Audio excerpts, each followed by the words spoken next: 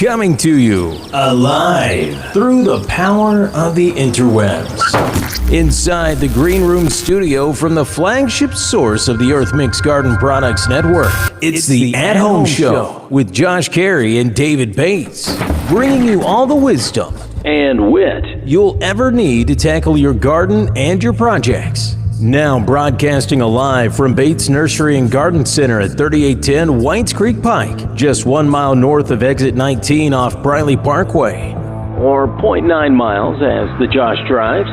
Here's Josh Cary and David Bates. Oh yeah, everybody knows what that means. It's now time to climb a tree, don your loincloth, and survey the backyard, because you got to find a project. You got to lay it in the unmarked grave of history. Welcome in, everybody. It's your Saturday morning tradition. It's the At Home Show. I am Josh Cary. And I am David Bates. Michael Stevenson is sitting to my left. What's up? He's keeping this relatively straight. Better behave. I'm watching you. All righty, folks. It's Tyler Blankenship running the video board back there. Thank you, Tyler. Don't walk. Yeah, he's got it. Okay, yeah, he's back there. All right. Everything's good. It's a beautiful Saturday morning. Somebody isn't muted again. And you just it was muted. It was muted. This one's muted. Everything's muted. It's all muted. Okay, here we go. It was muted. We're gonna talk about the weather here. Echo. We're gonna talk about the weather here for just a minute. Today, of course, is Saturday, Stellar, the 7th of November. And yes. It's going to be a beautiful day. High of 77, 78 degrees. Calm winds.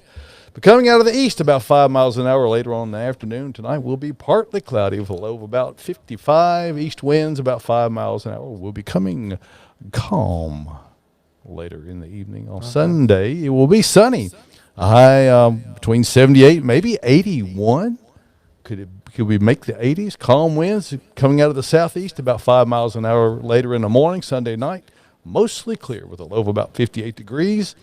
East-southeasterly winds, 5 miles an hour, and moving into the calm region later in the evening. And on Monday, it will be mostly sunny with a high of 78 degrees. And chance of showers moving in mostly on Tuesday afternoon and following on into Wednesday morning. And then we've got some sunshine later on and maybe showers by next weekend. Of course, none of that really means anything because it's too many days out in the future, but it's going to be a beautiful day today, a great-looking weekend. Currently 51 degrees here in the Music City, and we are here and live. We are. And I think I just shared last week's show, so I mean, they can call into last week's show at what phone number? Okay, we'll probably give you 499. That's 615, by the way, 499-6690, and it'll probably be the same answer to the same question. But sometimes it's a different answer to the same question. With your stuff unmuted, they can just listen to last week's show and this one at the same time anyway. And then echo and echo and echo and echo and echo. Well, I mean, here we go. You know, maybe that's part of the reverb thing that we keep this issue. It's Josh's fault. I'm just it's saying. All about me, though. I'm just saying. It's always all about me. Well, folks, we're going to have a busy show this morning. Yeah. We've got some special guests coming in to join us here shortly. Yeah. At the bottom of the hour, we're actually going to have, which is unusual. We've got Dr. Allen Windham from the University of Tennessee. Somebody that actually knows something? He actually has the right to have an informed opinion. He is a director of entomology with the University of Tennessee and the state. So we're looking forward to having him on talking about some plant pest and pathology issues that you need to know about, really real stuff. And so great to have him on, and George, of course, give Josh a chance to talk about what might affect this plant right here. But before you have the disclaimer ready, we do have the disclaimer ready. Yes. Okay. All righty, folks. Without further ado, though, our first guest this show, is an old friend of the show. He was a mere lad when we first met him, David Bates. And that is, I don't even think he had to shave every other day, maybe three or four times. He certainly didn't have the highlights, the sparkles back in the day. Our friend Blake Fulton. Good morning, sir. How are you?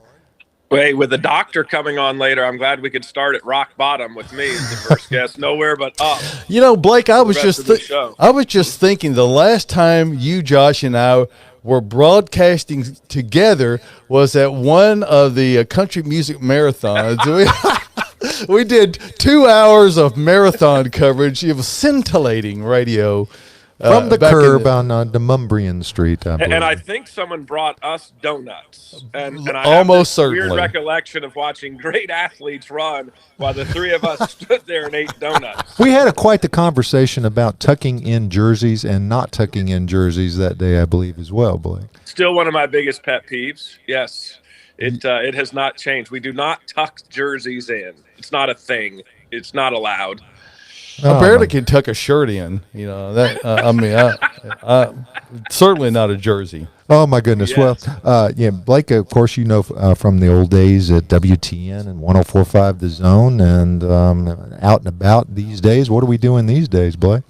Right now I just finished renovating a house, and I'm looking here, and I just, as you guys were opening this show, I looked around my backyard and go, God, what I would give for David and Josh just to come over here and fix all of the issues I have, because I have nowhere to start. You can only imagine what it would cost you if you got Josh and I literally to come over there at the same time. Oh yeah, that's off the chart.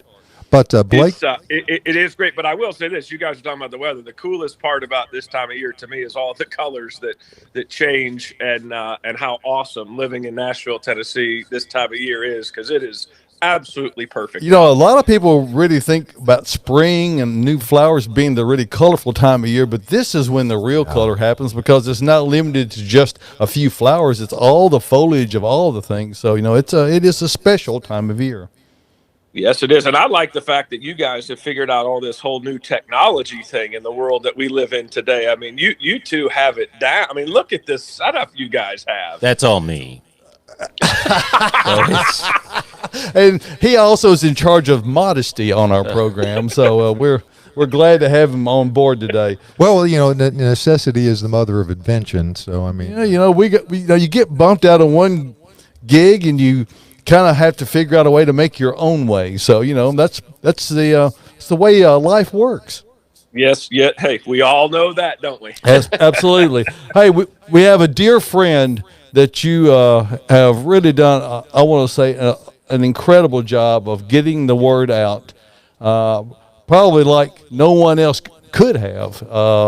And that is our dear friend Joe Biddle, who's got some major health difficulties, and his dear wife Sharon is really struggled with trying to maintain care of him, and frankly, it's gotten to the point where it's become more than she can manage. So his sister, Joe's sister, put together a GoFundMe page to try to help raise money to get him in a health care facility where his needs can be met. And it's a sad day, my friend. It just really is. Well, it's an insidious disease. I'll tell you that, Blake. I've been through it myself. So, I mean, the best thing that you can tell Sally and everybody involved is just stay the course, man. I mean, that's all you can really do, and everything's going to be great if they can get him in, because you guys are well on the way to reaching a goal, and you yourself have stepped up massively in hugely. This thing. So, David, and I would just to that point, I just want to say, a lot of people can talk the talk, but if you want to talk about putting your money where your mouth is, that young man Blake Fulton did the job right there, and I know that just really is an expression of the love and admiration that you have for Joe Biddle as a mentor on a whole lot of levels. Yeah, tell him what he means. What he means to Nashville. And you guys know Joe. I mean, absolutely. And worked closely with him. He's a huge fan of your guys, but the money's great. Joe is a Vietnam veteran, Tennessee Sports Hall of Famer. Was really the reason I moved to Nashville in 1998 and started in the radio business, and he kind of took me under his wing. He's a godfather of my daughter, who's in fourth grade, and one of my best friends. But it's not about me or the money. Everybody's got challenges and issues that we're dealing with today. And I talked to him last night. He was eating sweet potato pie and couldn't have been a happier camper at that moment. But dementia's really gotten him. He's got a bunch of other health issues. Some's coming from back in those days at Vietnam and things of that nature. But we're going to get him into. There's a couple of VA memory care facilities around the mid-state, but right now they're not accepting new patients due to COVID, rightfully so. And when we get him in those, they'll be heavily discounted for him having been a veteran. But Sharon can't manage it, and it's challenging. And for all your listeners who know that dealing with a loved one with dementia, it can be overwhelming, and it's starting to affect her health. So Joe's sister Sally and her wonderful husband Rick created this GoFundMe page to try and raise some money, and we're $86,000 now. We set a goal of $90,000. Which will really be able to set Joe up in a facility that will not only get him for his memory care, but some of the other health issues that will take care of him. And then once the COVID issue somewhat goes away and the VA hospital can allow them to get into there, then we can put him into there. And whatever money is left over will be donated to the Wounded Warrior Project. And really, and you guys see it. I was at a high school football game here at CPA last night, and the people that came up asking about Joe, you can't go anywhere in this town and find someone that doesn't have a story about Joe Biddle. Absolutely. Something he did for them. I just got, right when I was dialing into your show, I got an email from a gentleman who I don't know how he got my email address, and he told the story that he beat Biddle in 1977. Wow. In the old I Beat Biddle contest. Right. And he said Joe wrote him a note and communicated with him back then. He said, I want to help. What can I do to help? And there's thousands of those kind of stories out there, which are truly amazing. Blake, I want you to know we've got up on the big screen here in the studio the page that has the GoFundMe page for Joe Biddle's helping him meet his needs, and we want to invite everyone who can who wants to help out a really wonderful guy, a guy who gave so much for so many years to Middle Tennesseans all over, a guy that you either alternatingly you could love him for what he said, and you could also revile him for what he said, and that's just the nature of when you have a byline and you're writing a regular thing, it's about It was must read every week. Absolutely. Now, Michael, do you remember what a thing called a newspaper was? I am 36. Oh, okay. Tyler, do you remember what a newspaper was? I mean, he's shaking his head. No. I remember getting my birthday printed in the newspaper, and that was a big deal. Okay, but that was that 3-page paper from No. Podunk. So, Blake, the best way for folks to find this page that we have on the screen here is just go to GoFundMe.com, and then you can search Joe Biddle. Is that correct? Joe Biddle or I Back Biddle. Biddle. You can you can go to you can find me on Facebook, Blake Fulton on Facebook. You guys have it and your At the guys' At Home pages. Show page, right? Mhm. It's pinned to the top right there. It's pretty easy in the world we live in, and you know the best part is, and if you go through that list, there's some amazing donations from some great people, a lot of people in the media world, sports writers, coaches. Steve Underwood, the former president of the Tennessee Titans, wrote a great note. Yes, a he did. bunch of former Middle Tennessee, Kermit Davis Jr., Rick Ensel out there. But to me, what's even better are the $5 donations. The note I got from a security guard at the former Nashville Banner in the Tennessean, who said Joe would stop and talk to me as if I was the publisher of the newspaper every single day. And you guys know this. And That was Joe, though. Yep.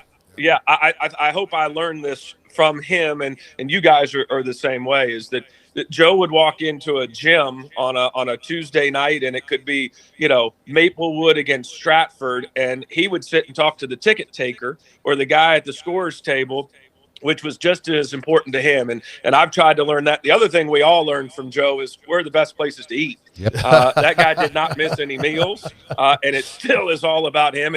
And you can still see him. We try to get him over at least once a week to the picnic over in Belmead. Yeah. We drive him up from Spring Hill. He still says that's the best sandwich in town. And so those are some of the things we learned. But like you guys said, he's done so many things. I get kids that are now grown, probably the age of Michael, and say, hey, when I was in high school, Joe invited me down to the newspaper. I got to see that business, and now I'm doing X, Y, and Z, and I learned this from Joe. And those are the things that are so great, and the help that this community has given is truly amazing. Well, we want to encourage everybody, go out to GoFundMe.com, and you can either just put in the search criteria of Joe Biddle or I back Biddle. Or I back Biddle. The link is it is pinned to the top of our page, and we'll share it all over everywhere. But I know everybody, and I know your best friend Brent is out there. He's got it on his Facebook, and I know he'll help everybody out as well. I've seen, as you mentioned, everybody that I know in Nashville radio has done something to try to help Joe and get this out and the word out for everybody. So well, it's truly amazing, and the best part, and part of the reason I'll leave you guys with this, that I wanted to really make this happen now, is that his health is deteriorating in a huge way. But I have, and maybe I'm crazy. Well, actually, I know I am. But the reality is you sit around after people are gone, and everybody talks about how great they were and share these stories, but they don't get to hear them. Right. And so tomorrow or on Monday, I'm going to go sit with Joe, and I'm going to read him all the list of the people. I'm going to share all the emails while he still has some brain power, and he won't remember some of the names, and that's okay. But I want him to know how important he was to this community and still is today, and how many lives he touched, because I don't want to do it, down the road when he's not in capacity to understand it or not around on this great earth anymore. So that's part of the reason why we're trying to make this happen now. And for whatever time he has left on this great earth, I want him to be comfortable and happy and safe and all those kind of things. Well, with a friend like you in his life, and for all the other Middle Tennesseans who have taken the time to support he and his wife Sharon through this whole process, I think he's in really good hands. We want to thank you for taking the time to come on today, buddy. Blake, and it's really great to see you. We hope that you're going to find a time to get back on here. Maybe we can get you in here in the flesh, on the hot seat. Okay, since he needs some plants, this is a place to come. So. Yes. Yeah, so, I want to know, are moles really a problem? Only if your dermatologist says, if your dermatologist says don't pick on them. I threw that one up right for you. Yeah, that's a softball. You sure did. I love that door behind you, by the way, Blake. I mean, that's absolutely gorgeous. This has been what was going to be a 6-month renovation turned into a year-long renovation, but we're in and couldn't be happier. All righty, my friend. Awesome. All right, say hi to Joe for us, okay? And I hope your listeners know how special you guys are, and you have a blast. And I absolutely love tuning into you guys on Saturday mornings, because it just makes my morning that much better. Great to see you, my friend. We'll talk soon. Take care. See you, buddy. Bye-bye. All righty. Yep. The Major, my father, I think the proudest day one of the proudest days he ever had. He went to the mailbox and he got his I Beat Biddle bumper sticker. Oh, back in the day, people would display those with the greatest of pride. Oh yeah, to the fact that they actually outdid the great Joe Biddle. And I'll tell you what, as Blake so wonderfully described, he's a guy who had the genuine love of people, and it wasn't about what you could give to him. He wanted just to know you and what you were all about. And it's not about what position you held. It was just about him wanting to get to know a person. He was a wonderful storyteller, and he is a great guy. And we certainly hope the best for him and his family through this extremely difficult time. Yeah, like I said, it's pinned to go to the At Home Show page. If you're watching, you don't visit the page very often, but if you haven't, go out there and you'll be able to see it, because it's right there up there at the top of the feed. So 615-499-6690. If you want to join us live, that'll go to Michael's voicemail phone, and he won't screen the call, but he'll review the call. And if you want to call us back, or we'll call you, we're ready to do that. Make a comment out there at Facebook as well. Let's take a moment to talk about Earth Mix Garden Products, and we're really proud to be a supporter of Earth Mix Garden Products, and to help to bring it to the Middle Tennessee area. Unlike a lot of soil mixes, it's it's really done with a thought in mind of being completely organic, sustainably produced, and also be the most viable and prolific soil, truly living soil where mycorrhiza, fungi, humic acid, all the wonderful things that nature naturally provides. These soils are not dead, devoid soils. They're not sterile. They are soils that are very much alive and are going to give you high productivity in your garden, no matter where you're gardening, be it indoors or out. There's an Earth Mix product available for every different application you have. Certainly this time of year, Earth Mix Landscape is in wide use. That's a great soil amendment, a premium soil conditioner for all your landscape needs. So make sure you go out to the website, earthmix.net, and click on the Find Earth Mix tab. And once you're there, you'll see the map shows all the different locations around Middle Tennessee, Kentucky, also up in Indiana and Ohio. So check it out at earthmix.net. And remember this, success in gardening begins at the ground level when you use Earth Mix garden products. And we thank you for taking a moment and giving us a listen about that product there. So It's good stuff. Well, I use it. We have found that people like it, and it's not available at those big boxes. You can only get it from independent resellers and quality plant selling. Water, sunshine, and Earth Mix. A few plants. Put some stuff in there. Let them go. You'll end up with Sounds little like baby. a country song. Water, sunshine, and earth mix. Should be. Someone needs to get A jingle. a jingle going. Oh my goodness! No, it Where's is good Devin? stuff. Devin could do it. Devin could do it. Yeah. Hey, let's talk about this guy right here. Oh, hi. Why?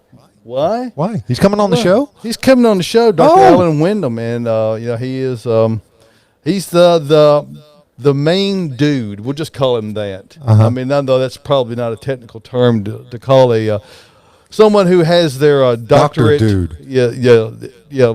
He went to he graduated from I believe it was North Carolina State. Maybe it was University of North Carolina. I'm not certain about that, but anyway, we'll find out all that information here in just a moment. We're looking forward to having Dr. Windham on this morning and talking about the things that we need to be concerned about in our landscapes. There's a whole lot of them. And without Michael, are you ready to go ahead and make the switch then? Oh yeah, he's on. He's ready to go. Well, and we'll bring him up here sporting that UT orange. Dr. Allen Windham, welcome to the program. We're grateful to have you on today, Allen. Hey guys, good to see you. And it's good to see you as well. And I think it's appropriate right off the get-go, and it would be wrong to do otherwise, to go ahead and just get it right off the list. And a subject near and dear to your and Josh's heart, as well as rose rosette. And we've got we've got one here on. Now we've got a little petite knockout right here, but it doesn't have rose rosette on it. But does it have a petite strain of rose rosette when it is affected? Have you seen that on this as yet? Well, we're part of at UT. We're part of the rose rosette combating rose rosette project, which is a research project, several universities, and we have looked at over 1,200 roses for resistance. And now the petite knockouts we haven't looked at yet. It's too new. I mean, it's only just been on the market a few months. But actually, I was talking to my wife. I'd like to plant those at our townhome and see how they do. Well, it's an attractive-looking little shrub, and I do like the compactness of growth. It's one of the big knocks, if you will, on knockout is it's a monster grower, and it's one of those things that you need to almost cut it to the ground multiple times a year to keep it within bounds.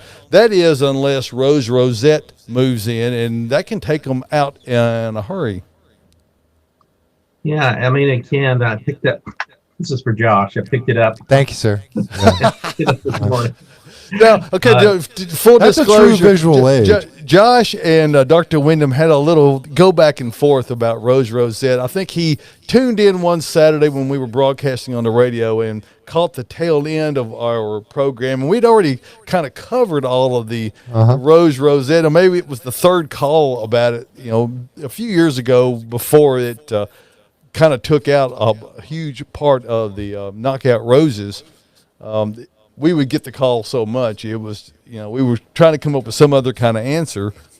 But this particular time, we didn't even mention it. And Josh took exception to your tweet about that. Well, it was all in good fun. It was all. That was not one of my finer moments. Well, that's okay. But Well, the thing is, you're just calling what you saw, and not everyone is tuned in continuously on any program. So you that's the redundant nature of broadcasting, is you kind of have to reiterate over and over again the same things. And for the benefit of our viewers here, Doctor, kind of give them a little understanding more about what rose rosette is, how it's spread, what are the things that they can do to combat it. Yeah, it's a virus disease. We actually started picking it up on multiflora rose back in the early 90s. wow. And it wasn't until And multifloras are especially susceptible, are they not? they are. They were originally planted as a kind of a living fence or something, then they escaped everywhere. And then rose rosette started hitting those. And it actually was about the time that Knockout was released that we really started seeing it in the knockouts. We had trials with Knockout 20 years ago. We thought they were terrific because we were just screening them for black spots and other diseases, and they are terrific in that sense. But it's a virus disease that's spread by a little tiny mite that's difficult to. We don't mean control. maybe. No. What's that? So we little tiny mites, and we don't mean maybe. Ever. Yeah, they are tiny, and they're difficult to control. But we have we've been part of this research project for a while now, and having some success with some miticides controlling rose rosette. So what do you think about the use of, particularly early in the season, late February, of a dormant oil application on roses in fighting mites? Is that proven to be effective? Or well, it would help probably with spider mites, but I don't think with the aphid mites. These are tiny little niche mites that get down into crevices. They actually will get down inside the flower buds. Wow. So they're difficult to get to. You just can't penetrate into it with something that has that much viscosity to where it's so thick. Exactly. One thing I would say is that, if you read anything now about this particular rose cultivar is resistant to rose rosette, I would be skeptical at this time. Now, one of the things that I have observed, or at least I have read, and it seems to be true, that if you can spot it on a rose, really the best thing to do is just go ahead and remove it. Correct? Just and destroy that plant. But if you clean up the ground and all around, you can go back in there. It doesn't mean it's not a soil-borne problem. As long as you can clean the foliage up and get it area good and clean, you can plant back in there, and it won't necessarily come back. Now, it may, but it won't necessarily come back. That's absolutely correct. We've worked with some really great entomologists, and they've told us that the mite won't survive off the rose for more than about 6 days. So if you clean it out and wait a week at least, as long as you've got it good and clean, you should be good. The virus doesn't survive in the soil. The mite doesn't survive off the plant. So yeah, you could replant with rose. Yeah, I think maybe sometimes we need to rethink. If you planted a rose and you got 5 years out of a rose, the bloom that you get, it's well worth the money. Yeah, you buy a dozen roses and you get maybe 5 days out of those if you're lucky. Exactly, and for the same price, you could go buy a rose, plant it in your garden, enjoy it for 5 years, and if it gets rose rosette. So a lot of it is about the paradigm, what you're going into it with, and your level of expectation. You said, hey, if I can get 4 or 5 years out of this, I've done well. It would be nice if we could plant everything and you never had to worry about anything happening, but it's not reality based, is it? No, it's not. And that's why I'm interested in looking at the petite knockouts for our townhome is, if I plant them and I get 4 to 5 years out of them, I would be satisfied with that. Well, I'm interested to find out what the actual more mature growth habit is. And it looks to be something that will stay in range with other more ground covered type of roses. Certainly, I'm hoping that it won't get above about 24 to 30 inches in height. Now, that might be unrealistic too, but certainly it's going to stay well below what the original knockout rose. Right. We at the townhome, my wife's growing a climber rose called John Davis, and it survived up at our research trials in Cumberland County at the research station there. It survived really intense rose rosette pressure for 3 years. Didn't show any symptoms. Now, year 4, it finally succumbed, but we've grown it in our garden, South Nashville for 2 years, and it looks terrific. It's a nice pink climbing rose. So, there are roses worth trying. And when I lived in Murfreesboro, one of the things I noticed was that the rugosa roses at the new St. Thomas Rutherford Hospital looked terrific long after all the knockouts were gone. So we've evaluated the rugosa roses. They're a little different shrub rose. They're not as warm and fuzzy as some roses. No, you don't want to stick your hand in there and wave it around. They're a little thorny. You'd have to be careful where you plant those, but not all rugosa roses are resistant, but we've got several in the trial that have never showed symptoms of rose rosette. So the rose breeders at Texas A&M are using those to breed other roses to try to develop something maybe a little more user-friendly than a rugosa. Yeah, and of course the operative word is resistant, not totally not immune. Not immune, right. So, but resistance helps a lot, and it makes the control of and the future growth of the plant a whole lot easier. Well, let's switch gears for just a little bit here, and let's talk about another pathogen that often gets misdiagnosed by homeowners as insect damage. And I've got a autoleucon laurel here, and it is one of those that's, as are all Prunus genus, susceptible to shot hole fungus. It is. And, we get asked questions about shot hole on the laurels every year. Generally not a big deal on the laurels. I think we get more questions about shot hole on the Yoshino cherry. Correct. Yeah. That drops its leaves in September. But if you're lucky, if they might wait that long. Right. I've heard it's easier to put your Christmas lights on a cherry where the leaves have all fallen off. So. Right, and they let you get a nice early start so you can get them all on there and have it looking just right. By late summer, that tree has stored all the energy it needs for the following year, so not a big deal. Yeah, it doesn't compromise its ability to produce blooms, and no, so it does. And if you wanted to clean up the leaves around the tree, and that might help because the fungus is going to overwinter in the leaf litter on the ground. Now, in the landscape, there's a lot of use of laurels in the landscape, and shot hole fungus is we see it a lot in the nursery setting. And it is far as broadleaf type of laurels go, it is largely spread by overhead irrigation. That is, the splatter when it hits an affected leaf and the irrigation splatters on it, it tends to spread. That is, once the temperatures are up above, say, about 80 degrees, it seems to me like. Do you have any definitive temperature upper limit where that the pathogen really starts to replicate, or is it? Well, late spring and early summer before it gets too hot. Right. So we typically here at the nursery, we will, at this time of year, we can leave them out in the overhead irrigation and it's not an issue. All during the late spring, throughout the summer and early fall, we put them under a cover with drip irrigation on them. And by doing so, we don't have any incident or any increased incidence of a shot hole fungus, simply because we cut the overhead irrigation off. And in a container nursery operation like we are, it rains every day. Yeah, but David, that's and homeowners are going to go out there and they're going to get all of we're going to have to get that plant nice and cool when it's really hot. We're going to have to cool it down because it needs a bath. I mean, once it's in the ground at most people's home, it's rarely a problem because they don't have, unless they've got an irrigation system that's set up where it sprays on it every day. Right. Yeah, exactly. I mean, I had the skip laurels 20 years in Murfreesboro at our home there, and we would have a little shot hole, but 99% of the people that looked at them from a distance would never know it. Right.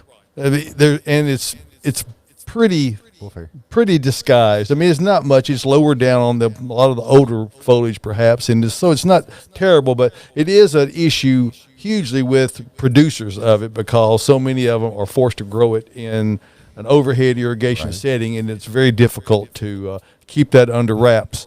So moving on, one of the big things that has really hit in the last couple of years is Boxwood Blight and the issues associated in the landscape with, and most people I think are not even aware of.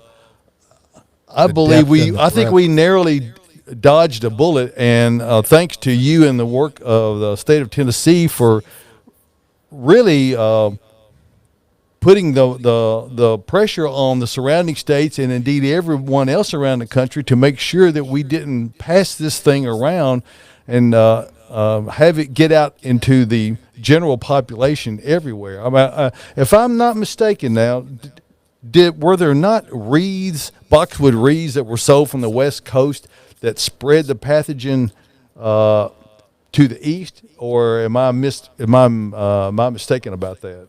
Well, I think, it came into the U.S. in 2011 in Western North Carolina and in Connecticut. We didn't see it in Tennessee until 2014, and it was on nursery stock that came in from the West Coast. Now, a couple of years ago, there were wreaths that came into the Nashville area from North Carolina that were infected, and actually the fungus could spread from those wreaths. So, I mean, that's something that Tennessee Department of Ag does a great job, and they've got a great regulatory service division and good plant inspectors. And matter of fact, I'm going to do some training for them in a couple of weeks, but they do a great job. Well, it has caused retailers like myself to have to really look at how we handle the boxwood and what kind of and who we're buying them from. And to be sure, as it should be, there's a extensive paper trail on every boxwood purchase. And we can only receive them from certified producers who go through the entire protocol to make sure that they have the right growing conditions and they're treated properly. Also, we're not forced to do this, but we keep all of our boxwoods are in multiple locations around the nursery. Each different grower, we have to put the boxwoods from that grower in a specific spot, and that is because that if there were a problem with a specific grower, we would only lose the plants with that grower. We wouldn't lose them with everyone else, and that can be very problematic from a reseller side, because when they come out and tell you to dump them, you got to dump them. Right. I mean, that's really smart to isolate the boxwoods like that so that you don't lose all of them. We were without a diagnostician for 6 months this year, and we've hired a young lady who's worked in finishing up her doctorate of plant medicine. How about that? Wow. From the University of Florida, who's our new diagnostician, and Eleanor Lopez, and she's doing a great job. But one of the things I saw this spring on boxwoods I saw a ton of boxwood leaf miner damage. Right. And good thing about that is it at least is reasonably treatable, correct? It is. It's easy to treat. And we saw another disease, Viburnum blight. But boxwood leaf miner and Viburnum blight were the big ones. Now, occasionally we do see boxwood blight in the landscape. And I think years ago, we just told everybody, okay, you need to bag them, get rid of them, take them to landfill. But if you want to work at it, there are some fungicides that work really well for boxwood blight.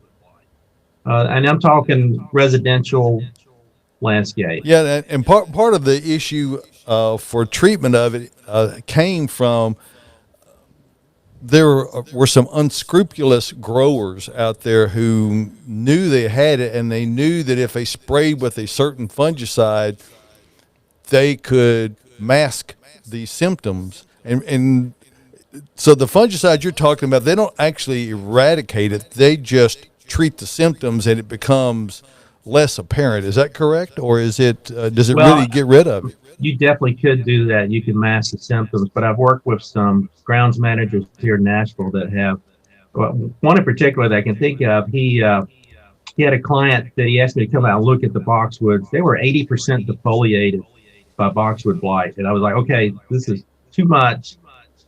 This was October 2019, 2018. And I said, you need to bag them, get rid of them.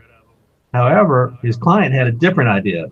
The client said, no, you're going to spray them. So he sprayed them. And in June of 2019, he sends me photos and they look perfect. And I went out and looked at them and I couldn't find it. So what fungicide were they using? So they were using propiconazole. You know, originally it was Bannermax, but now there's generic products that have propiconazole in it. Now, from the research I've seen, it really just stops sporulation. And in his case, what I've told him is, okay, these plants look good, but you still need to scout and make sure that it doesn't come back. Now, is there any need to alternate with a different fungicide, or does that help? Yeah, in his regimen, he alternates with chlorothalonil, which is kind of a general purpose fungicide. But I think propiconazole is the one that's really stopping the sporulation. I mean, it's been I've got before and after shots from 3 different locations where he's done that, and it's just really amazing. And one of the things that's happened in the industry, if you can see it here on my right on the left side of the screen, is this new gen boxes, the new generation of boxes. This one is called Independence. Gen X? Not Gen X. It's a Rebel Boxwood. Just new gen. Okay. But these are grown with increased Boxwood blight resistance and also leaf miner resistance. So now, I have nothing to back that up. This is the way they are sold to us.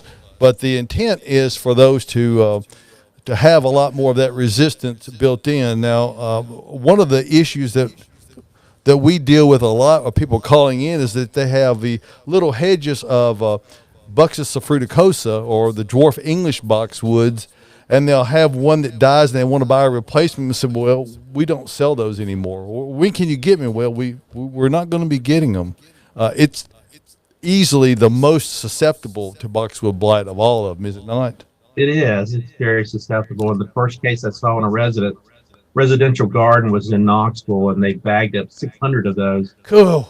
Took them to the landfill.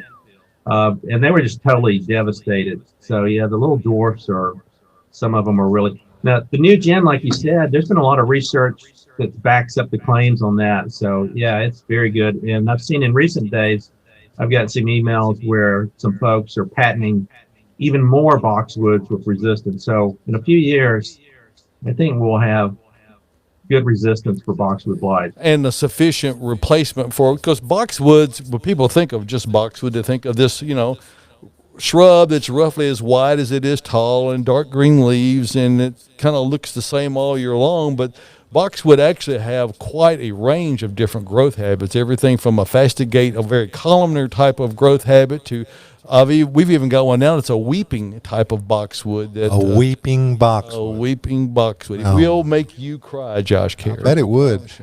So, as well as traditional types, and to the point, to fill that slot that is being vacated by the dwarf English boxwood, the need for true dwarf little hedging boxwoods that are such a key point of all formal gardens and that kind of thing. Yeah, there's a lot of variety, and we looked at some for our little nano garden at the townhome. Some dwarf, some upright columnar type boxwood. So yeah, there's a lot of variety out there. Now, which cultivar? Do you know what cultivar you're growing on? Off the top of my head, I forgot. I mean, there's a Graham Blandy. There's there's so many. My problem is, and of course, I know you're a young man. You don't suffer from these, but I forget.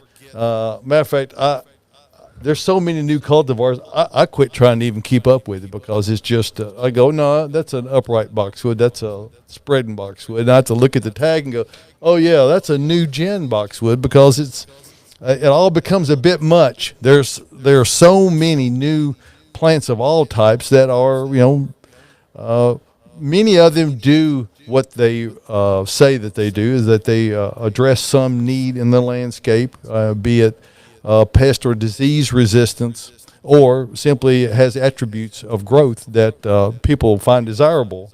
So, and also marketable, because there's everybody has got a whole bunch of different patented or trademarked plants out there that they're promoting these days. So, when I speak to groups, whether it's master gardeners or anybody, I'm like, your number one way to avoid plant disease is to use resistant plants. And that means before you go shopping, you need to do some research and know what you're going to get.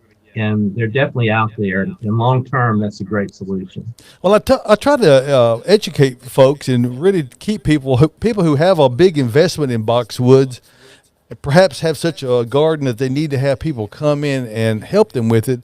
Obviously, you own your own shears, and do not let them trim with anything but your shears. I said, do not depend on them to clean theirs properly enough because is there not a significant risk of transference of the pathogen from boxwoods from down the street to yours if they are using a pair of shears that have not been cleaned properly?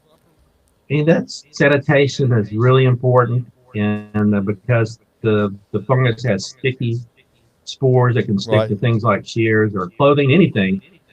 And you're making a wound, so you've got a vector spot right there. We call it an STD, Don. it's Shear pretty much like that. Yeah. So we put on, when we go and look, we put on the disposable booties and things like that when we go look at a site where Foxwood Blight is, because we don't want to spread it around anymore. It hasn't been terrible.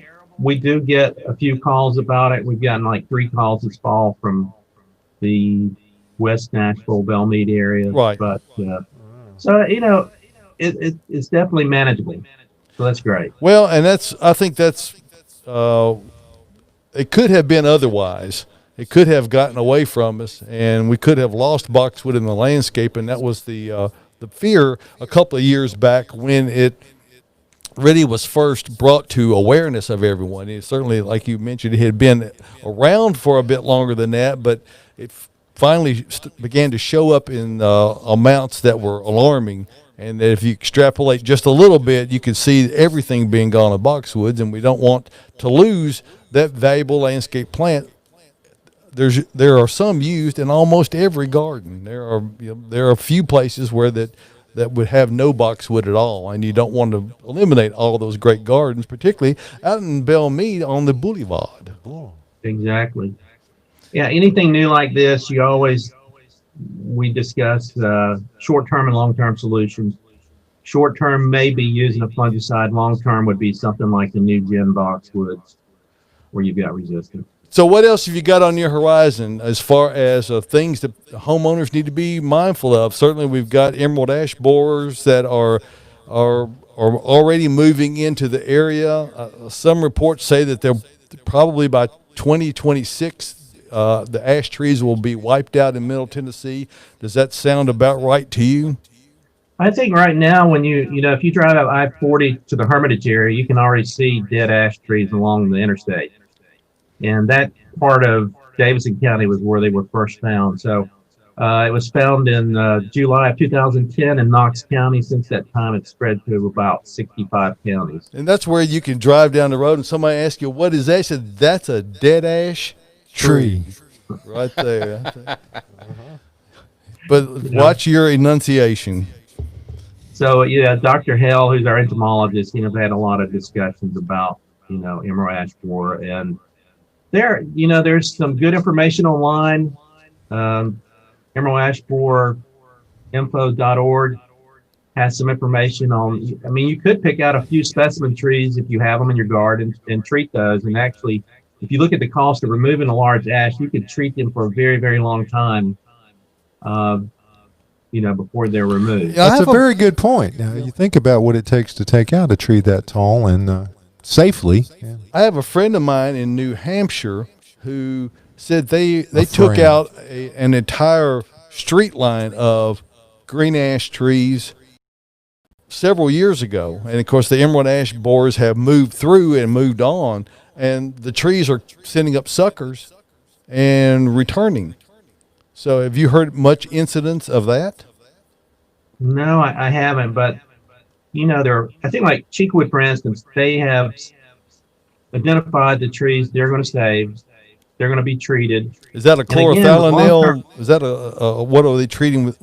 I don't know. I mean, you could Some kind of a drench. Any of your though, listeners right? could contact an arborist, a certified arborist, and talk to them about that. But I mean, there's lots of research being done on emerald ash borer, and again, short-term, long-term. Short-term, identify those trees you want to save, treat those.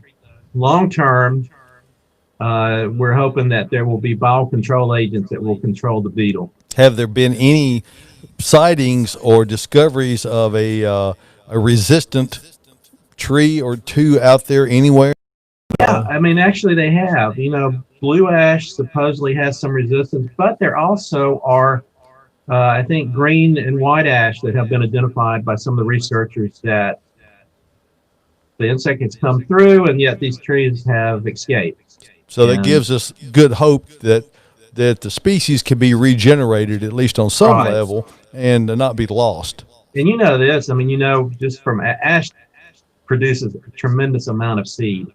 Right. You walk under a huge ash over at Radnor Lake. There's seedlings everywhere. Seed everywhere. So there's the seed bank in the soil that you're going to have seedlings coming up. But long term, we're hopeful that the researchers can come up with something that will help. Well, nature is an amazing thing. Anything else you want to put out there for folks to be thinking about or be watching out for the year ahead? I mean, Murder hornets. I don't know if anyone's actually died of a murder hornet, but I think our diagnostician and Dr. Hell have gotten lots of calls this year about murder hornets, but generally it's European hornets that people are seeing. And I think the giant Japanese hornets they did find one nest in Washington State, but nowhere close to here. So I think we're good. I have been seeing some yellow jackets fly around inside here. well, that was because we had a barberry that we moved in last week that had a nest in it. And I got the nest out, but some of them apparently escaped. When they started warming up, they started crawling, so I got all of them that I could. So they probably still a couple have survived. Well, Dr. Windham's with the Soil, Plant, and Pest Center, and that's located at the Ellington Agricultural Center in Nashville, right there off Edmondson Pike. You can get to both sides from both directions. Yeah, it's a great place. A lot of people don't know about it, but we've been open during the pandemic. We never closed. Dr. Florence and Carmen Sutton to do the soil samples, continue to run those. I bet they've run 20,000 samples during the pandemic. Wow. I probably looked at 1,100 plant problems.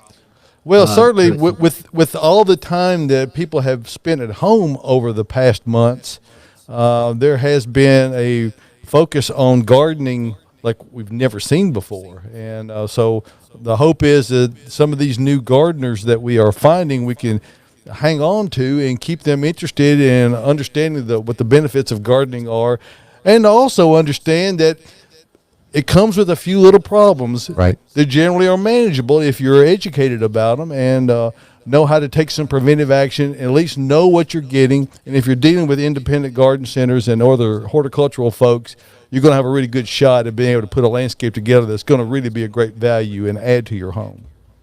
Exactly. I mean, there is nobody that grows plants that doesn't occasionally have a problem. You can go into any arboretum, historic home, whatever, historic garden and find them. But what we try to do is teach people to manage them, and so that they're just don't become a big problem. Yeah, get your expectations in line. Don't think that you're going to plant it once and then you won't ever have to. Well, why not? Well, I don't know, but I hear people say, well, yeah, I had to dig that thing up after 20 years. And I thought, well, haven't you gotten pretty good mileage out? What else have you got that you got 20 years out of? So, we're the plants that add to the landscape, of course, also do a lot to, for our air that we breathe and all of that. So there's a lot of great benefits. Doctor, thank you so much for coming on this morning, and we really appreciate you. Hope you'll come back and do it again. And I'd love to. Love to talk about this kind of stuff. So anytime. We might even get you in on the hot seat in studio one Saturday morning, and then we can that would be fun. Maybe we could get out and do a little walk around out here at the nursery. So anyway, thank you again, Dr. Allen Windham, University of Tennessee, and great part of the Ellington Agricultural Center. They're great on Twitter, by the way. The entire staff at UT is great about their Twitter, some of their stuff. Now, the UT pathology dog, do you have anything to do with the UT pathology Now, the dog? plant pathology dog is a virologist over in the United Kingdom, and I actually have met him. I followed him and met him at a meeting, so he's lots of fun. But at UT Plant Doc, you can follow me on Twitter. And also, our lab has a great Facebook page, Soil Plant and Pest Center on Facebook. A wealth of information there. Again, thank you, Dr. Allen Windham. And we look forward to seeing you again. All right, thanks, Have a guys. great rest of the day. All right, thank you. And with that, we will say thank you, and we appreciate the opportunity to get to talk with Dr. Windham today. And you can check him out right there. Just Allen Windham. You can Google that right there, and he'll come right up. And I didn't dare start down the bio sheet because it's lengthy, and He's smart. and there's a lot of words on there that are difficult to enunciate. Well, we don't use bad words on the at-home. Well, there's not bad words, but there can be bad pronunciation of it. So anyway, Quickly around the studio, David, I see a bunch of Bates Nursery plants here inside the green room. What have we got? here's one That's I really cool. want. This Brandywine Viburnum, and I really like this plant. Mainly because it's a viburnum that doesn't have that fuzzy foliage on it, and it has incredible fall color. You know, Blake was on at the top of the show talking about how much color there is. What a good This really is the color time of year, whether you're talking about viburnums or shade trees or barberries. We've got some cross vines, some big nonia down front here that are Not little nonia, big nonia. big nonias, right? Okay. The cross vine down here, which are an evergreen type of vine. So a lot of most of your vines are deciduous; they drop their foliage, but this is evergreen, so it has great flowers in the springtime. So a lot of color coming on. Many berried hollies. This is the time of year when they really show their stuff, and those who put on their winter cast of color, the golds become much more intense, the bronze color. So I see some coleus down there and a fern. What's the fern that we have out there out front? I can't see it from where I'm sitting, but I will tell you that it's Pretty? Probably a wood fern of some sort. But what we got there? Southern Shield Farm. So so that's Southern Shield.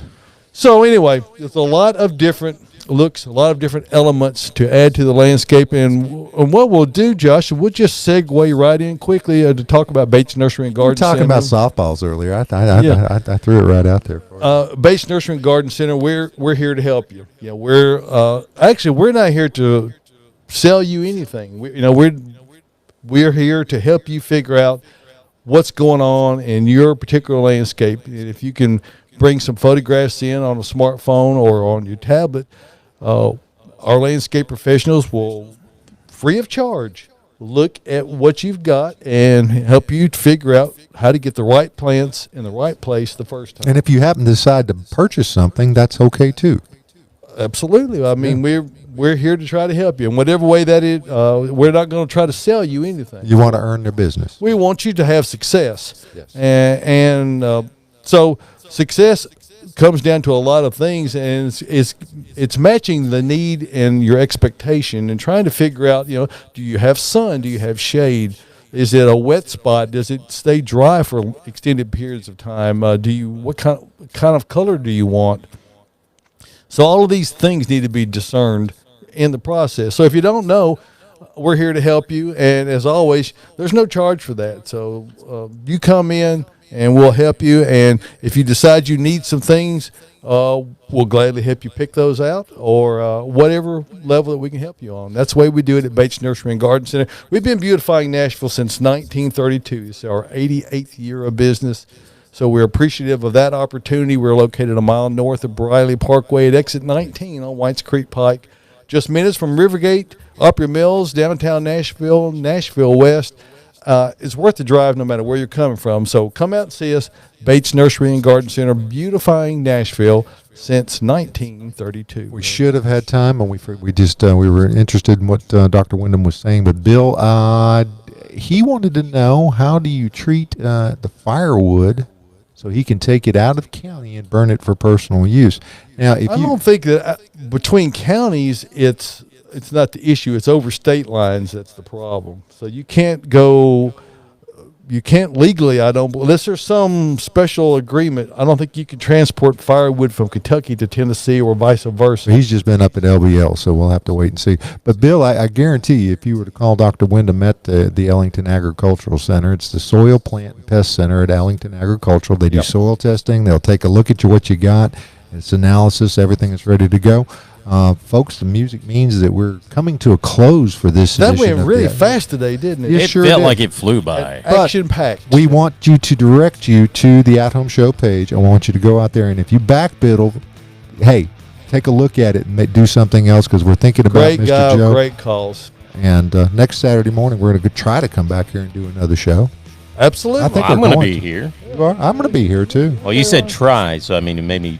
Well, you were You had almost some late to doubt. work today. I'm late. We're almost. We're almost late to work. Hey, we'll find out between now and next week. All righty, folks. Thank you for being here. And go out to the Facebook page, like it. Go out to the YouTube channel, subscribe. If you're on LinkedIn, share it when you see it show up for us. Hey, we're here for you. We're the At Home Show crew. We'll see you next Saturday morning for your Saturday morning tradition.